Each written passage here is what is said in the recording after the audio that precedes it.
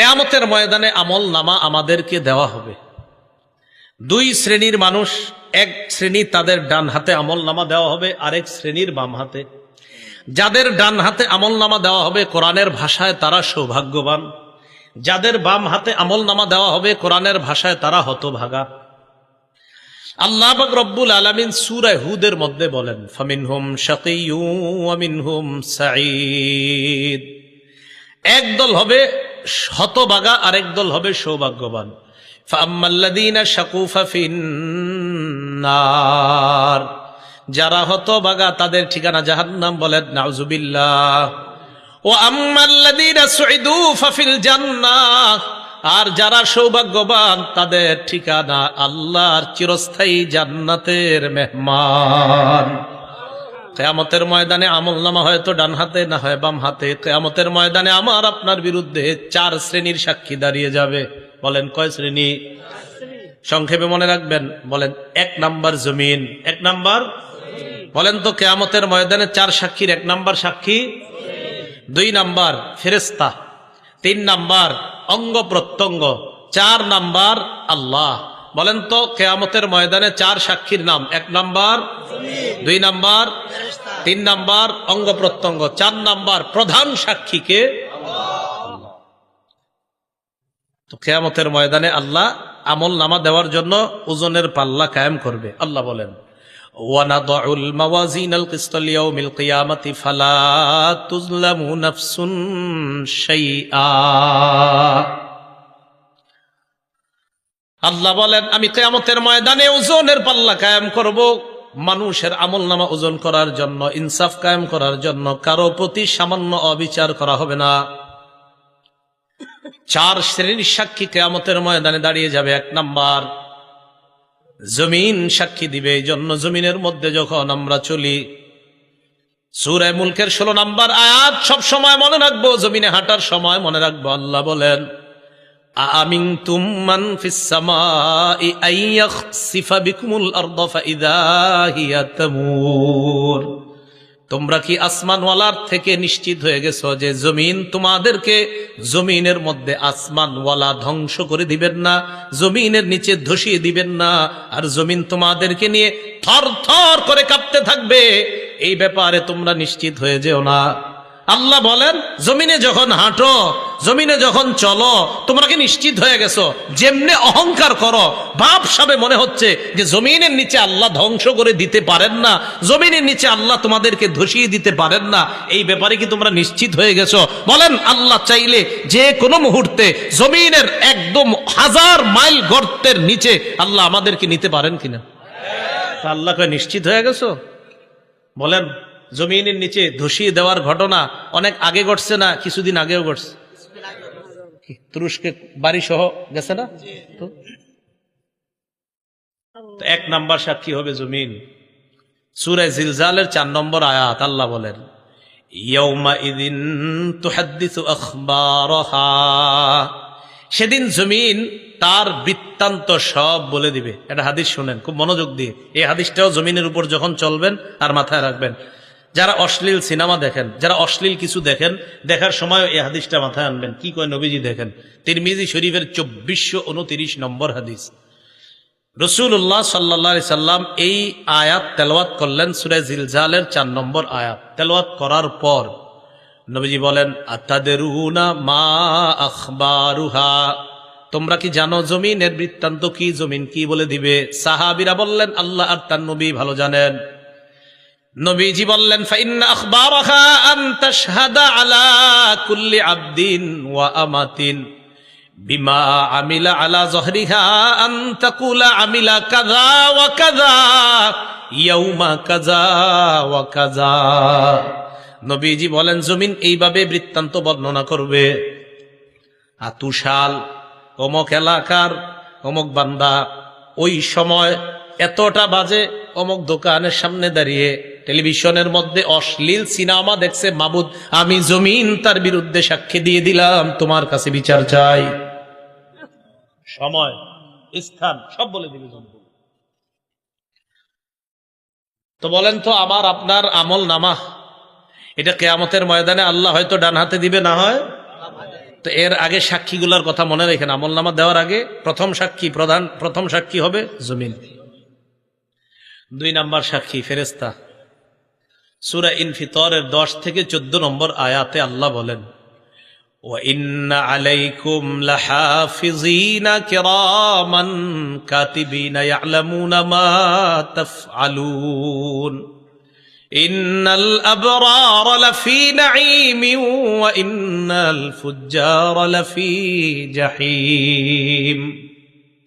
আল্লাহ পাক রব্বুল আলামিন বলেন, তোমাদের সাথে সংরক্ষণকারী যত্নবান ফেরেশতারা আছে, তোমরা যা করো তারা তা দেখে। সম্মানিত লেখকগণ, আল্লাহ এরপর বলেন, পুণ্যবানরা নেয়ামতে পরিপূর্ণ জান্নাতে থাকবে আর অপরাধীরা জাহান্নামে থাকবে। বলি নাউজুবিল্লাহ।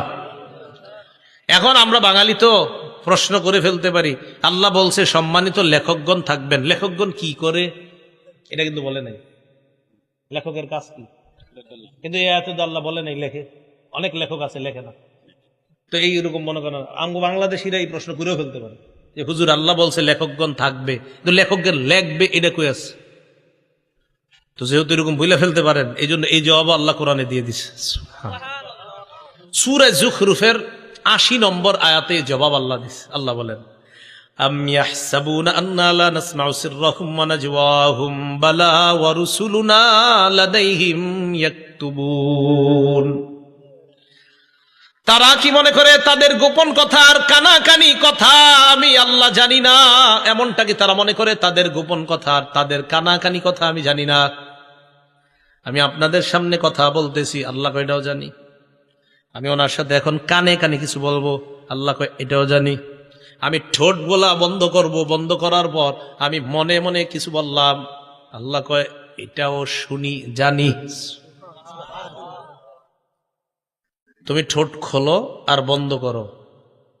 হাদিসের মধ্যে আসছে, হাদিসে কুদসির মধ্যে আসছে, আল্লাহ পাক রব্বুল আলামিন বলেন, বান্দা আমাকে যদি ইনজাকারানি ফি নাফসিহি, বান্দা যদি মনে মনে আমারে স্মরণ করে, দেখেন আমি চুপচাপ আছি এখন, ঠোঁট বন্ধ, বিছানায় বালিশে মাথা লাগা চিন্তা করলাম, আল্লাহরে নিয়ে শুধু চিন্তা করছি, আমি কিন্তু ঠোঁট বন্ধ, চিন্তা করছি। আল্লাহ কয়, বান্দা তোমার চিন্তা দেখতেছি, শুনতেছি, আমারে তুমি মনে মনে স্মরণ করছো। যাকারতুহু ফি নাফসিহি, আল্লাহ বলে যেই বান্দা আমারে মনে মনে স্মরণ করে, আমিও তারে মনে মনে স্মরণ করি। আল্লাহ বলেন, তাদের গোপন কথা আর তাদের কানাকানি কথা আমি কি শুনি না, আমি কি জানি না? তারা কি এমনটা মনে করে? না না, আমি সব জানি। শুধু তাই নয়, বালা ওয়া রুসুলুনা লাদাইহিম ইয়াকতুবুন, আমার ফেরেশতাগণ তাদের আমলনামা, তাদের কর্মকাণ্ড লিপিবদ্ধ করে নেয়। লেখেনি তো? লেখকগণ শুধু থাকে না, লেখেও। তাহলে বলেন, সম্মানিত ফেরেশতা লেখকগণ তারা দেখে, বলেন ফেরেশতা, বলেন ফেরেশতাগণ দেখে, শোনে, লেখে। এখন আসেন, লেখা তৈরি করার পর একটা খাতা, এটা একটা খাতা, এটা একটা খাতা, এই খাতার মধ্যে লেখাগুলো তৈরি হয়ে গেছে, 1 পৃষ্ঠা 2 পৃষ্ঠা, ঠিক আছে না? এবার বন্ধ খাতা। এবার এই খাতা আমল নামা ফেরেশতাগণ আল্লাহর কাছে পেশ করবে কিয়ামতের ময়দানে। এই খাতাটা আল্লাহ বলেন সূরা বনী ইসরাঈলের 13-14 নম্বর আয়াত, ওয়া নুখরিজু লাহু ইয়াউমাল কিয়ামাতি কিতাবান ইয়ালকাহু মানশুরা। আল্লাহ বলেন, বান্দার জন্য আমলনামা আমি খুলে দিব, বান্দা তার আমলনামা খোলা অবস্থায় দেখতে পাবে, তাকায় দেখবে সব লেখা। এবার আল্লাহ বলবে, ইকরা কিতাবাক, বান্দা কি ঠিক আছে, পড়ো, সব নিজেই পড়ো। কাফা বিনাফসিকাল ইয়াউমা আলাইকা হাসিবা, যা করছো এটির হিসাবের জন্য তুমি যথেষ্ট। সূরা কাহাফের 49 নম্বর আয়াতে আল্লাহ বলেন, বান্দা যখন আমলনামা দেখবে, দেখার পর অনেক বান্দাদের অবস্থা হবে এমন, অপরাধী যারা তাদের অবস্থা কেমন হবে? আল্লাহ বলে, ওয়া তারাল মুজরিমিনা মুশফিকিনা মিম্মা ফিহি, নবী আপনি তাকায় দেখবেন অপরাধীরা তাদের আমলনামাটার দিকে তাকায় ভয় পাইতেছে, ভয়ে থরথর করে কাঁপবে আর বলবে, মালি হাদাল কিতাব লা ইউগাদিরু সগীরাতান ওয়ালা কাবীরাতান ইল্লা আহসাহা। অপরাধীরা আমলনামার দিকে তাকায় ভয়ে ভয়ে চোখগুলা বড় করে তাকায় বলবে, সর্বনাশ, এটা কেন আমলনামা, এটা আবার কেমন আমলনামা? ছোট বড় কোনো কিছুই ছাড়ে নাই। আমি রাতের অন্ধকারে মা বাবার দৃষ্টির আড়ালে আমার রুমের মধ্যে দরজা লাগিয়ে অন্ধকারের মধ্যে একা একই একটা অপরাধ করেছিলাম, এটাও দিয়ে এখানে লেখা ইল্লা আহসাহা। বলবে এটা কেমন আমল নামে? তো সব লেখা। পুকুরে পানির নিচে ডুব দিয়ে কি করছেন সব লেখা। ওয়াজাদু মা আমিলু হাদিরা, সব পাবে। সূরা নাবার 40 নম্বর আয়াতে আল্লাহ বলেন, ইয়াউমা ইয়ানজুরুল মারউ মা কদ্দামাত ইয়াদাহ, মানুষ যা আমল করছে সব দেখতে পাবে। ওয়া ইয়াকুলুল কাফিরু ইয়া লাইতানি কুনতু তুরাবা, কাফের বলবে হায় যদি আমি মাটি হয়ে যেতাম। কাফের কি বলবে? আমি যদি কি দেখা? আমল নামা নেই। বলেন কি দেখা? আসেন আগের কথায়, আমলের প্রতিদান নির্ভর করে কিসের উপর? নিয়তটা ঠিক করেন। আল্লাহ বুঝার তৌফিক দান করেন। এখন আমল নামা অপরাধী দেখে এইভাবে কাঁপতে কাঁপতে থাকবে থরথর করে। যাক, শেষ হলো এই পর্ব, দ্বিতীয় সাক্ষীর পর্ব। প্রথম সাক্ষী, দ্বিতীয় সাক্ষী ফেরেশতা। তো আজকে থেকে আমরা জমিনে চলার সময় মনে রাখবো যে জমিন আমার সাক্ষী হচ্ছে। আমি কি করছি, কোন সময়, কোন মুহূর্তে, কোন চা স্টলের সামনে দাঁড়িয়ে অশ্লীল কিছু দেখছি, কি করছি, সব জমিন সাক্ষী দিবে। 2, শুধু জমিন না, ফেরেশতারা সম্মানিত লেখকগণ এইখানে আছে, আমার সব কর্মকাণ্ড দেখতেছে, শুনতেছে, লিখতেছে। মনে থাকবে। 3, অঙ্গ প্রত্যঙ্গ। ও মনে আছে মাশাআল্লাহ আপনাদের অঙ্গ প্রত্যঙ্গ। আচ্ছা, এবার সবাই একটু চোখ বন্ধ করেন তো আমার সাথে। করছেন? খোলেন। চোখ বন্ধ করলে কিছু দেখা যাচ্ছে? আচ্ছা, একবার একটু ভাবেন তো, আল্লাহ যদি জন্ম থেকে এই 2 চোখ না দিতেন?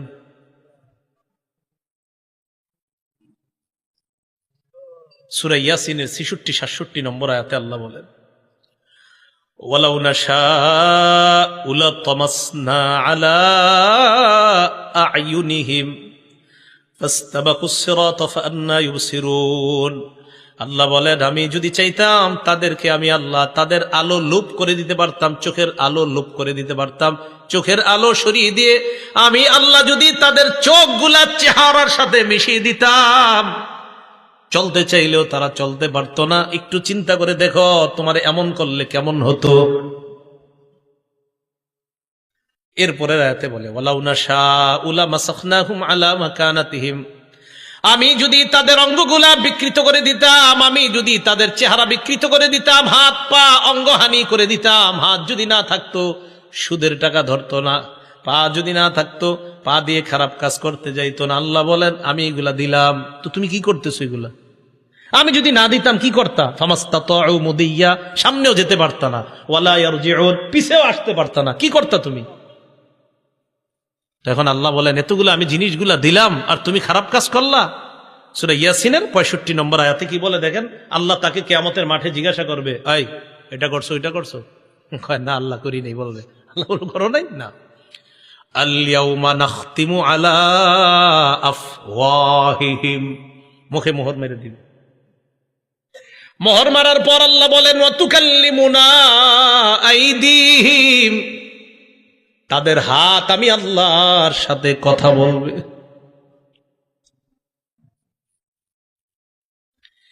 একটু চিন্তা করে দেখেন, হাত যদি আল্লাহকে বলে, আল্লাহ এই হাত দিয়ে ঘুষের টাকা, সুদের টাকা ধরছে। নিয়ম হলো, কেউ যদি কথা বলে এটার বিপক্ষে, কথা বলার পর ওই কথার পক্ষে সাক্ষীর প্রয়োজন হয়, তাহলে আল্লাহর সাথে হাত কথা বললো, এবার সাক্ষী কি? ওয়া তাশহাদু আরজুলুহুম বিমা কানু ইয়াকসিবুন, পা সাক্ষী দিয়ে বলবে, আল্লাহ হাত যা যা বলছে আমি পা হাতের পক্ষে সাক্ষী দিয়ে দিলাম। একটু চলেন না রাস্তা হাইটে, একটু ভাবেন না নিজেরে যে আমার চোখ যা করবে, আমার হাত যা করবে, আমার হাত আল্লাহরে বলবে। বলার পর এরকম হতে পারে যে বান্দা কইতে পারে, আল্লাহ হাত বলছে, সাক্ষী কই? বান্দার তো মুখ বন্ধ, তো বান্দা বলতে পারে, আল্লাহ আমার হাত বলছে, হাত যে বলছে এটা সাক্ষী কই? পা বলবে আমি সাক্ষী। আরেকটু সামনে যান, দেখেন আরো কেমন আয়াত। সূরা হামিমাস সাজদা 20-21 নম্বর আয়াতে আল্লাহ বলেন, হাত্তা ইদা মা জাউহা, এগুলো যখন জাহান্নামের কাছে যাবে, যখন জাহান্নামে ফালাবে আল্লাহ, শাহিদা আলাইহিম সামউহুম, কান সাক্ষী দিবে, ওয়া আবসারুহুম, চোখ সাক্ষী দিবে। এরপর কি বলে দেখেন, ওয়াজুলুদুহুম বিমা কানু ইয়ামালুন, এদের চামড়াগুলাও সাক্ষী দিয়ে দিবে, চামড়া সাক্ষী দিবে। বান্দা বলবে ওয়াকালু লিজুলুদিহিম লিমা শাহিদতুম আলাইনা, বান্দা বলবে ও চামড়া তুমিও সাক্ষী দিলা, তুমি আবার কেমনে সাক্ষী দাও? চামড়া জবাব দিবে আনতাকানাল্লাহুল্লাযী আনতাকা কুল্লা শাই, যে আল্লাহ যারে চায় কথা বলাইতে পারেন ওই আল্লাহ আমি চামড়াকে কথা বলার ক্ষমতা দিয়ে দিছেন। কিছুক্ষণের জন্য ভাইবা দেখেন, এই হাত, এই পা, এই চোখ, এই চামড়া আপনার শত্রু। কিছুক্ষণের জন্য ভাবেন কেমনে, যদি আপনি খারাপ কাজ করেন তো এরাই আপনার বিরুদ্ধে সাক্ষী দিবে, এরাই কথা বলবে। আপনি অন্য সাক্ষীর কি দরকার? কথার কথা, জমিনের সাক্ষীর কথা শুনলেন, ফেরেশতাদের কথাও শুনলেন, তো এদেরকে রাখেন না, আপনার সাথেই তো সাক্ষী ঘুরতেছে। এই যে আমার হাত, পা, চামড়া সবই তো সাক্ষী। এই হলো তৃতীয় সাক্ষী। চতুর্থ সাক্ষী, প্রধান সাক্ষী, একমাত্র সাক্ষী, যার অন্য কোনো সাক্ষী দরকার ছিল না, তিনি কে? কিন্তু আল্লাহর সিস্টেম সবকিছু করেন, আল্লাহর এটা পদ্ধতি, সিস্টেম, যে দেখো বান্দা আমি তোমার উপর কোনো জুলুম করছি না, তুমি যা করছো এই যে তোমার হাত সাক্ষী দিচ্ছে, তুমি যা করছো ফেরেশতা সাক্ষী দিচ্ছে, তুমি যা করছো জমিন সাক্ষী দিচ্ছে, বান্দা আমি তোমার উপর কোনো জুলুম করি নাই, এগুলো আমার দরকার ছিল না, আমি আল্লাহর, আরে সাক্ষী হিসাবে আমি আল্লাহই তো যথেষ্ট, আমি তো দেখতেছি তুমি কি করো আর না করো। সূরা হামিম আস-সাজদা আল্লাহ বলছে আওয়ালাম ইয়াকফি বিরাব্বিকা আন্নাহু আলা কুল্লি শাইইন শাহীদ, তোমার এতটুকু কি যথেষ্ট না যে তোমার কর্মকাণ্ডের ব্যাপারে সবচেয়ে প্রধান সাক্ষী আল্লাহ? আর কি সাক্ষী তুমি চাও? আল্লাহ তো সব সময় তোমাকে পর্যবেক্ষণ করতেছে তুমি কি করো আর না করো, তো অন্যগুলো তুমি বাদ দাও। সূরা আলী ইমরানের 5 নম্বর আয়াতের অনুবাদটা বলবো, এই অনুবাদটা আপনারা ডেইলি কয়েকবার একজন আরেকজনকে বলবেন, নিজের বিবিরেও বলবেন, পরিবারের ছেলে মেয়েদেরকে কয়েকবার পারলে শোনাবেন। আয়াতটা পড়ি, এরপরে অনুবাদটা বলবো। আল্লাহ বলেন ইন্নাল্লাহা লা ইয়াখফা আলাইহি শাইউন ফিল আরদি ওয়ালা ফিস সামা, বলেন আমার সাথে, নিশ্চয়ই আল্লাহর কাছে আসমান জমিনের কোনো কিছু গোপন থাকে না। সন্তান কলেজে যাইতেছে, বলে দিবেন বাবা আল্লাহর কাছে আসমান জমিনের কোনো কিছু গোপন থাকে না, গোপনে কিছু করো না।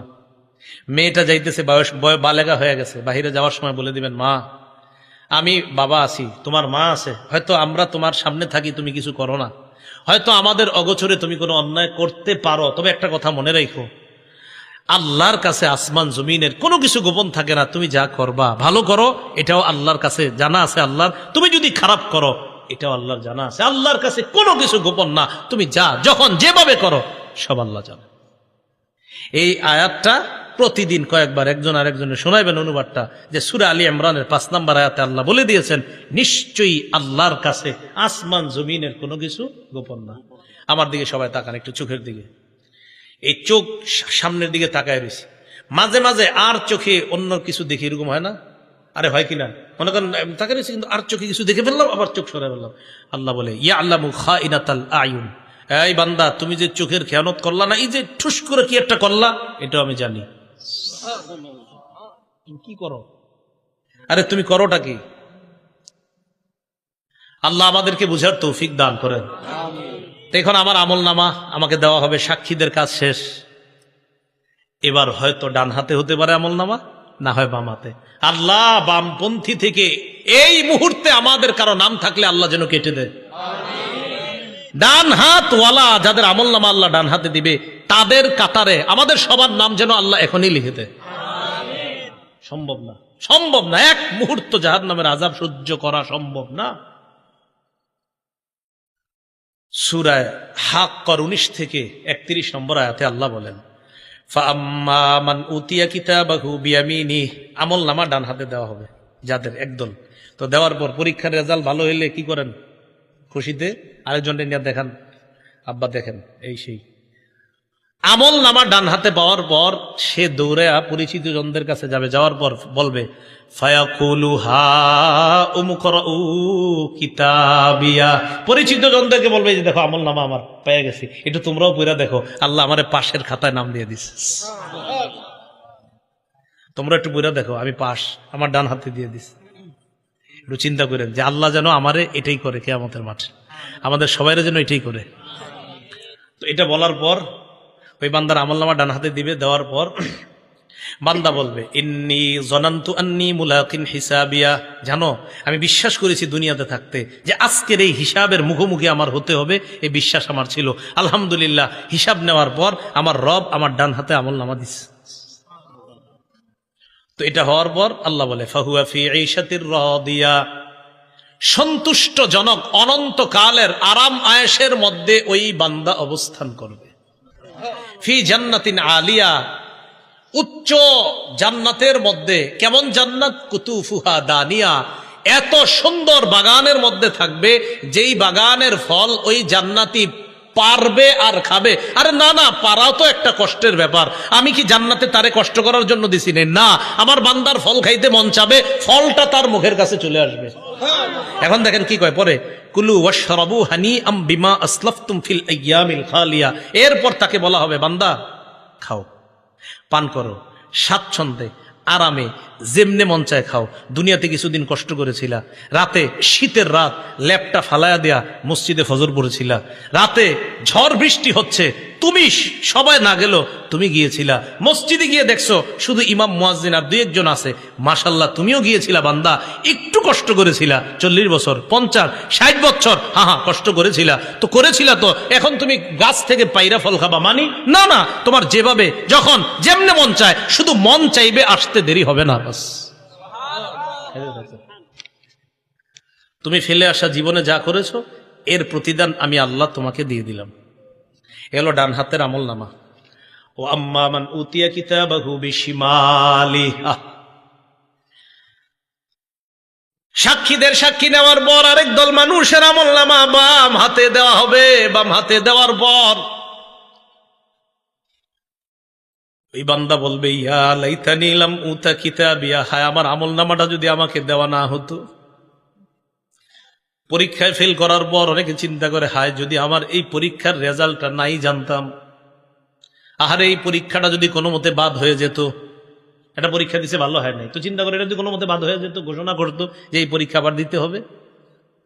কিয়ামতের ময়দানে বান্দা আমলনামা দেখবে, বাম হাতে দেখার পর বলবে ইয়া লাইতানি লাম উতা কিতাবিয়া, আমার আমলনামা যদি আমাকে দেওয়া না হতো।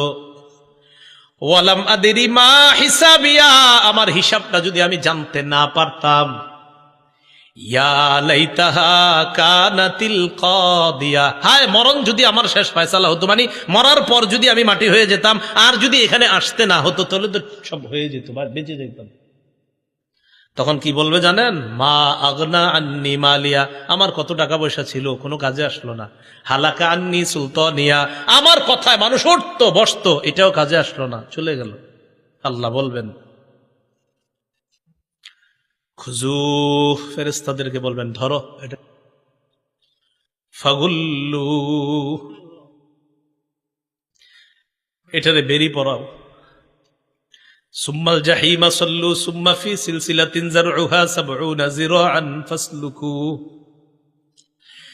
শিকল দিয়ে বাঁধো, যে শিকলের গজ হবে ৭০ গজ। তাফসীরের কিতাবে আছে নাক দিয়ে শিকল ঢুকিয়ে পিছনের রাস্তা দিয়ে বের করে পুরাটা শরীরের মধ্যে পেঁচায়া এই ব্যক্তিকে এইভাবে ধাক্কা মেরে জাহান্নামে ফেলে দেওয়া। বলছিলাম আমার আপনার আমলনামা এটা হয়তো ডান হাতে দেওয়া হবে, না হয় বাম হাতে। তাই আমল আমরা দুনিয়াতে যারা করছি মুসলমান, আমাদের আমলগুলা যেন শুদ্ধ হয়, আর আমলের নিয়তটাও যেন শুদ্ধ হয়। 1 টাকা দান করি সেটাও শুদ্ধ নিয়তে দান করব, 1 লক্ষ টাকা সেটাও পরিশুদ্ধ নিয়তে দান করব, 1 কোটি টাকা এটাও শুদ্ধ নিয়তে দান করব, কাউকে দেখানোর জন্য না। সহিহ বুখারীর বর্ণনায় আসছে 2118 নম্বর হাদিস, আম্মা জান আয়েশা সিদ্দিকা রাদিয়াল্লাহু তাআলা আনহার বর্ণনা। তিনি বলেন ইয়াগজু জাইশুনিল কাবা, নবীজি সাল্লাল্লাহু আলাইহি সাল্লাম বলেছেন এক জামানায় একদল মানুষ কাবা ধ্বংস করার উদ্দেশ্যে রওনা করবে, নাউজুবিল্লাহ। ইউখসাফু বিআউয়ালিহিম ওয়া আখিরিহিম, তাদের পূর্বাপর সামনের পিছনের সব মানুষগুলারে ধ্বংস করে দেওয়া হবে, গজবাইশা ধ্বংস করে দিবে। আম্মা জান আয়েশা বলেন আমি বললাম ইয়া রাসূলুল্লাহ ফিহিম আসওয়াকুহুম ওয়া লাইসা মিনহুম, এদের মাঝে এমনও মানুষ আছে যারা তাদের বাজারের পণ্য সামগ্রী ইত্যাদি নিয়ে যাচ্ছে, আবার যারা তাদের অন্তর্ভুক্ত না। মনে করেন 100 জন রওনা করছে, এর মধ্যে 50 জন কাবা ধ্বংসের নিয়ত, আর 50 জন ভালো মানুষও তো থাকতে পারে। হুজুর নবীজি বললেন, আয়েশা, সবাইরই ধ্বংস করবে আল্লাহ, সবাইরই, ভালোগুলাও ধ্বংস হবে। তারপর এখানে নিয়ত কাদের ছিল ভালো, কারা কাবা ধ্বংসের নিয়তে গিয়েছে আর কারা ভালো নিয়ত ছিল এখানে, এটা তো আল্লাহ জানেন। ওই নিয়ত অনুযায়ী কিয়ামতের মাঠে তাদেরকে ফলাফল দিয়ে জান্নাত দেওয়া হবে। কথা মনে থাকবে তো? তাহলে নিয়তের উপর আমলের প্রতিদান নির্ভর করে। সহিহ বুখারীর বর্ণনা 123 নম্বর হাদিস, রাসূলুল্লাহ সাল্লাল্লাহু আলাইহি সাল্লাম বলেন, মান কাতালা লিতাকুনা কালিমাতুল্লাহি হিয়াল উলিয়া ফাহুয়া ফি সাবিলিল্লাহ। এক ব্যক্তি আল্লাহর রাস্তায় লড়াই করে, এক ব্যক্তি আল্লাহর রাস্তায় লড়াই করে। তো আল্লাহর রাস্তায় যিনি লড়াই করতেছে, উনি কোন নিয়তে আল্লাহর রাস্তায় লড়াই করতেছে এটা জানে কে? তো কোন ব্যক্তি যদি আল্লাহর রাস্তায় এই নিয়তে লড়াই করে, আল্লাহর কালিমা এটা যেন পৃথিবীর মধ্যে বিজয় লাভ করে, ইসলাম যেন বিজয় হয়ে যায়, এই নিয়তে যদি লড়াই করে, তাহলে সে প্রকৃত আল্লাহর রাস্তার মুজাহিদ বলে গণ্য হবে। কেন বলেন তো? নিয়ত পরিশুদ্ধ। বলেন নিয়ত পরিশুদ্ধ। এজন্য মনে রাখতে হবে, রাসূল সাল্লাল্লাহু আলাইহি সাল্লাম বলেছেন, রুব্বা কাতিলিন ফি সাফাইনে আ'লামু বিনিয়াতিহি আল্লাহু আ'লামু বিনিয়াতিহি। যুদ্ধের ময়দানে সারিবদ্ধ 2 কাতারের মধ্যে মুজাহিদরা দাঁড়িয়ে আছে, কত মুজাহিদরা শহীদ হচ্ছে, এরা প্রকৃত শহীদ কিনা এটা আল্লাহ জানেন। কারণ কোন নিয়তে শহীদ হয়েছে এটা জানেন আল্লাহ। যদি বীরত্ব দেখানোর নিয়তে শহীদ হয়ে থাকে তাহলে তো নিয়ত খারাপ, যদি বাহবা পাওয়ার আশায় শহীদ হয়ে থাকে তাহলে তো নিয়ত খারাপ। হ্যাঁ, আল্লাহর দিন দুনিয়াতে বিজয় হোক, এই নিয়তে যারা শহীদ হয় তারাই তো প্রকৃত শহীদ। তাহলে কি বুঝলাম? শাহাদাত নামক ইবাদত, নামাজ নামক ইবাদত, আল্লাহর দিন পৃথিবীতে বিজয় হবে এই ইবাদত, রোজা নামক ইবাদত, হজ নামক ইবাদত, যাকাত নামক ইবাদত, সদকা নামক ইবাদত, আমাদের ছোটখাটো ইবাদত, সব ইবাদত, সব আমলের আগে কি শুদ্ধ হইতে হবে? আল্লাহ আমাদের সকলকে পরিশুদ্ধ নিয়তের সাথে যেন আমলগুলা করতে পারি, আল্লাহ তৌফিক দান করবেন। হযরত মুনাজাত করবেন ইনশাআল্লাহ, আখেরি মুনাজাত, আমরা মুনাজাতে অংশগ্রহণ করব।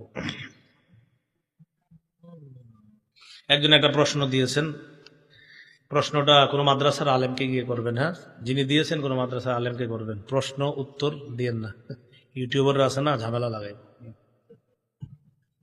প্রশ্ন দিবেন না, প্রশ্ন মাদ্রাসায় গিয়ে করবেন। একজনে লেখছেন একটা জিনিস, ওইটা সঠিক না, একজন একটা জিনিস লেখছেন আর কি, এটা বলা সঠিক না। যিনি লেখছেন বাস আপনি জেনে নিয়ে আপনি অন্যদেরকে জানাই দিবেন, এটা বলা সঠিক না, যেটা লেখছেন আর কি বাস। আবার আরেকজনে দেখেন না, কিন্তু আমি নিয়ে নিলাম, যেটা লেখছেন এখানে এটা সঠিক না, যে বিষয়টা ওনারা বলে দিবেন, অনেকে জানে না তো এই জন্য বলে ফেলে, তো এটা সঠিক না, এই বিষয়টা এখানে সঠিক না, এটা বলাও ঠিক না, এটা করাও ঠিক না, এটা সঠিক না, এই বিষয়টা না। তো যিনি জানার জন্য দিয়েছেন, নিশ্চয়ই আপনি কোথাও দেখছেন এটা বলে, বাস তাদেরকে জানিয়ে দিন ভাই কথাটা সঠিক না। ঠিক আছে না? ইনশাল্লাহ আমরা কোনো ফেতনায় যাব না। তো ঠিক আছে, হুজুর ইনশাল্লাহ দোয়া করবে। দোয়ার পরে আমাকে বলছে এটা ঘোষণা দেওয়ার জন্য, ওই আপনার আমি যেই পদ্ধতিতে বয়ান করি ওই পদ্ধতিতেই বয়ানগুলা লিপিবদ্ধ করা হয়েছে, প্রায় 8-9 খণ্ড হয়ে গেছে, এর মধ্যে 3 খণ্ড ছেপে গেছে। তো 2 খণ্ড মানে দ্বিতীয় আর তৃতীয় খণ্ড প্রকাশনী থেকে এরা মনে নিয়ে এসেছে, মনে হয় সামান্য কয়েকটা আছে, 10-12টা হয়তো আছে বা কম বেশি হতে পারে, আপনাদের কারো লাগলে নিয়ে নিতে পারেন। দ্বিতীয় খণ্ডে সুদ সম্পর্কে, হালাল হারাম সম্পর্কে, আর তৃতীয় খণ্ডটা হলো স্বামী স্ত্রীর একদম দাম্পত্য জীবন পূর্ণ অধিকার, যে কোরআন হাদিস সম্বলিত একজন স্ত্রী স্বামীর কাছে কতটা অধিকার পাওনা আর একজন স্বামী তার স্ত্রীর কাছে কতগুলো অধিকার পাওনা, এই বিষয়ে এখানে একদম বিস্তারিত কোরআন হাদিসের আলোকে। আলেমরাও নিতে পারেন, সাধারণ যারা আপনারাও নিতে পারেন, আর কারো যদি হাদিস মুখস্থ করার নিয়ত থাকে আপনারাও নিতে পারেন ইনশাআল্লাহ। আল্লাহ তৌফিক দান করেন। হুজুর মুনাজাত করবেন ইনশাআল্লাহ, এরপর আমরা উঠবো। জি, আসসালামু আলাইকুম ওয়া রাহমাতুল্লাহ।